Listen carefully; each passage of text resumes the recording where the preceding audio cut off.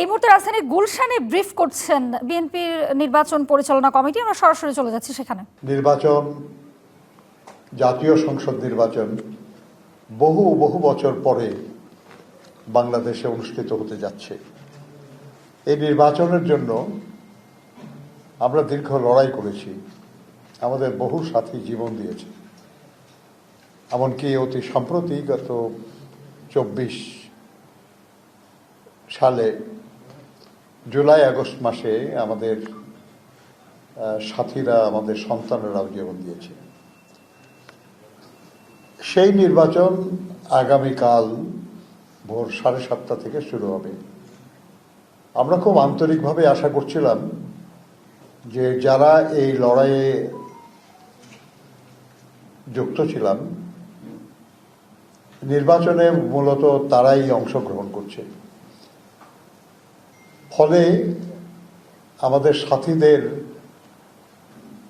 আকাঙ্ক্ষা বাস্তবায়নে সবাই শান্তিপূর্ণভাবে, আন্তরিকতার সাথে, গণতান্ত্রিক পদ্ধতিতে এই নির্বাচনে যুক্ত থাকবেন। বিজয়ের আকাঙ্ক্ষা তো সবারই থাকে, কিন্তু সেই আকাঙ্ক্ষা পূরণের জন্য অনৈতিক পথ গ্রহণ করা, বেআইনি পথ গ্রহণ করা, এটা কাঙ্ক্ষিত ছিল না। কিন্তু দুর্ভাগ্য আমাদের যে আমরা আজকে সারা দিনে যেসব তথ্য উপাত্ত আমরা পেয়েছি তাতে আমরা খুবই মর্মাহত। আমার সাথীরা যেসব তথ্য সংগ্রহ করেছেন, প্রায় 127টি বিষয় আমাদের সামনে এসছে। আরও বাইরে আছে, সবগুলিরই আমরা দেখতেও পারি নাই। এগুলো অনেক কিছুই আমাদের হতাশ করে, কিন্তু একটু আগে মাহাদি যেমন বলছিল যে মানুষের গণতন্ত্রের প্রতি ভালোবাসা, পরিবর্তনের আকাঙ্ক্ষা এতই তীব্র যে কষ্টের বিষয়গুলি অতিক্রম করার সাহস আমাদের আছে। ফলে আমি মনে করি না যে যাই কিছু ঘটছে সেটা নির্বাচনকে ব্যাহত বা ক্ষতিগ্রস্ত করতে পারে। আপনারা আজকের আগেও আমাদের স্পোক্সপারসনের কাছ থেকে শুনেছেন, পত্রপত্রিকা আপনারা যা দেখেছেন আমরা তার চেয়ে কম দেখেছি। আপনারা যা দেখান আমরা তাই দেখি, আপনারা যা লেখেন আমরা তাই পড়ি, কিন্তু আপনারা তার চেয়ে অনেক বেশি দেখেন, অনেক বেশি পড়েন।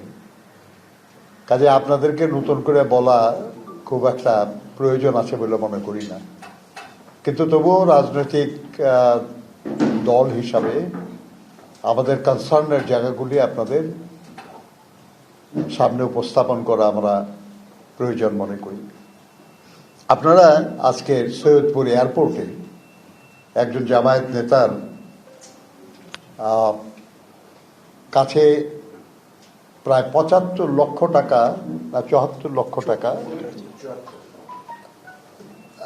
উদ্ধারের কথা শুনেছেন। খুব ইন্টারেস্টিং কিছু বিষয়। তাদের দলের পক্ষ থেকে বলা হয়েছে যে এটা তার ব্যবসার টাকা, কিন্তু আপনাদেরই মিডিয়া এসছে যে তিনি কোনো ব্যবসায়ী না, তিনি একজন কর্মজীবী মানুষ এবং তার বার্ষিক ইনকাম, যেটা তিনি তার ইনকাম ট্যাক্স রিটার্নে দেখিয়েছেন, এই ইনকাম ট্যাক্স রিটার্ন তার জাতীয় রাজস্ব বোর্ডে পেশ করা, সেটাতে দেখা যাচ্ছে যে তার বার্ষিক উপার্জন 4,63,486 টাকা এবং তিনি ন্যূনতম কর যেটা 3,000 টাকা মাত্র আয়কর দিয়েছেন। কাছে একদিকে তিনি ব্যবসায়ীও নন, অন্যদিকে তার উপার্জনও এমন না যে তার কাছে এত টাকা ভ্রমণের সময় থাকতে পারে। ফলে এটা এটা দুঃখজনক আর কি, যে যারা খুব নীতির কথা বলেন, সৎ মানুষের কথা বলেন, এসব তাদের একজন নেতা বা তার পক্ষে তার দলের কিছু মানুষ তারা এমন সব কথা বলেন যে কথা যুক্তিগ্রাহ্য না। আমরা এটা নিন্দা জানাই। আমরা মনে করি যে এটা ঠিক না। আমরা কেন ঠিক না এটা আরেকটু পরিষ্কার হবে আপনাদের কাছে যদি আমরা দেখি যে তারা কিভাবে এই টাকা ব্যয় করছেন।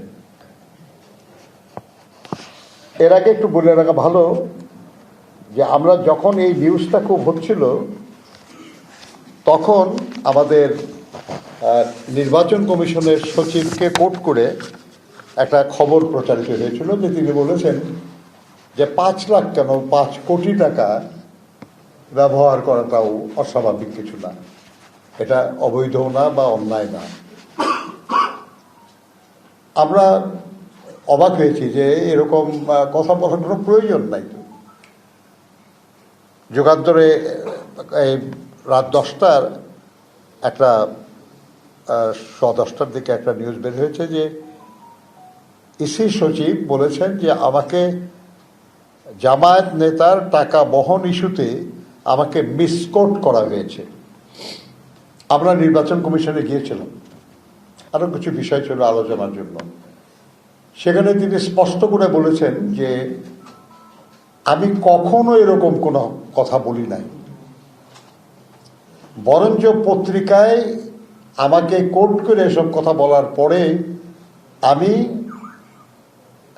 সাংবাদিকদের সামনে গেছি এবং তাদেরকে আমি বলেছি যে কেন আমাকে মিসকোট করে আপনারা এসব কথা বললেন। এরপরে তার সঙ্গে কথা বলার শেষে আমি সেখানে যারা সাংবাদিক ছিলেন তাদেরকে আমি এটা জানিয়েছি যে আপনাদের পত্রিকায় ছাপা হলো, টিভি স্ক্রলে প্রচার হলো যে উনি এই কথা বলেছেন, কিন্তু উনি চিফ ইলেকশন কমিশনার এবং আরেকজন কমিশনারের সামনে বললেন যে উনি এরকম কথা কখনো বলেন নাই, বরঞ্চ সেই কথায় অসন্তুষ্ট হয়ে তিনি আপনাদেরকে জানিয়েছেন যে এমন কোনো কথা তিনি বলেন নাই। তো এটা কোনটা সত্য, এর দুটার একটাই তো আমরা পার্টি না, আমরা জানি না। তা আপনারাই ঠিক করেন যে কোনটা ঠিক। ব্যাপারটা দুঃখজনক এ কারণে যে যেটাই সত্য হোক দুর্ভাগ্যজনক। ইসির সচিব কথা বলতে পারেন না এমন, আর পত্রিকাও এ ধরনের যদি বিস্কুট হয়ে থাকে তাহলে আগামীকাল নির্বাচন আজকে এ ধরনের নিউজ প্রকাশ করাটা সঠিক বলে আমরা মনে করি না। বন্ধুগণ, আমরা যেসব খবর দেখেছি এবং আমরা বলতেছি সেটা হলো এর মধ্যে একটা আসছে যে শরীয়তপুরে 7.5 লাখ টাকা সহ জামাত কর্মী আটক, 2 বছরের কারাদণ্ড। আমরা একটু আগে বলছিলাম আপনাদের যে একজন কর্মজীবী মানুষ যিনি আসলে ব্যবসায়ী নন, তার কাছে 74 লাখ টাকা পাওয়া যায় কেমনি, কেন? এটা একটা দৃষ্টান্ত। কেন 7.5 লাখ টাকা সহ একজন জামাত কর্মী আটক হয়েছে এবং তাকে 2 বছরের কারাদণ্ড দেওয়া হয়েছে। রাজশাহীর পরানপুরে ভোট কেন্দ্রে 6 জামাত কর্মীকে আটক রেখেছে জনতা। সেখানেও আর্থিক বিষয় সংশ্লিষ্ট এবং ভোট কারচুপির লক্ষ্যে ভোট কেনার বিষয় জড়িত। রাজধানীতে ভোট কেনার সময় জামাতের সূত্রাপুর থানা জামাতের নায়েবে আমির মোহাম্মদ হাবিবকে আটক করে জনগণ এই সময় নির্বাহী ম্যাজিস্ট্রেট সত্যতা নিশ্চিত করে তাকে 2 দিনের কারাদণ্ড দেন। একজনের 2 বছরের আর একজনের 2 দিনের। মুরাদনগরে টাকা বিতরণের অভিযোগে জামায়াতের নেতা আটক। টাকা বিতরণের অভিযোগে নেত্রকোনা ইউনিয়ন জামায়াতের আমির আটক। সৈয়দপুর, কুমিল্লা, শরীয়তপুর, পটুয়াখালীতে টাকা সহ জামায়াতের 12 নেতা আটক। এটা কিন্তু আপনাদের পত্রিকাগুলিতে প্রকাশিত খবর বলছি আমরা, এটা আমাদের কোনো সূত্রে প্রাপ্ত খবর না। আপনার পটুয়াখালী 1 আসনে ভোটারদের টাকা দেওয়ার অভিযোগে জামায়াত নেতা আটক। এটা আপনাদের আরেক পত্রিকার নিউজ, এটা টিভি চ্যানেলের। পল্লবীতে জামায়াতের 2 পোলিং এজেন্টের কারাদণ্ড, কেন্দ্র থেকে অফিসার বহিষ্কার।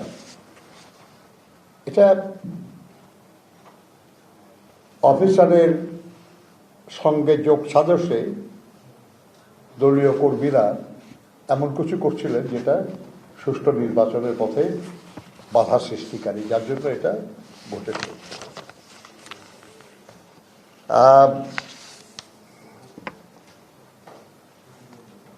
ভোটারদের টাকা বিতরণ, শিক্ষককে কারাদণ্ড, এটা চাঁদপুরে ঘটেছে। ভোটারদের টাকা বিতরণের সময় আটক এবং 3 জনের জেল, এটাও চাঁদপুরের ঘটনা।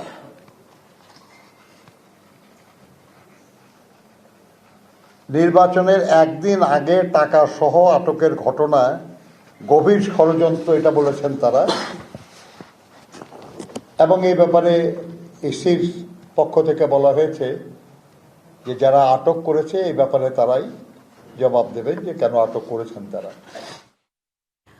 দর্শক দেখছিলেন গুলশান থেকে বিএনপির নির্বাচন পরিচালনা কমিটির চেয়ারম্যান নজরুল ইসলাম খানের ব্রিফিং এর অংশবিশেষ।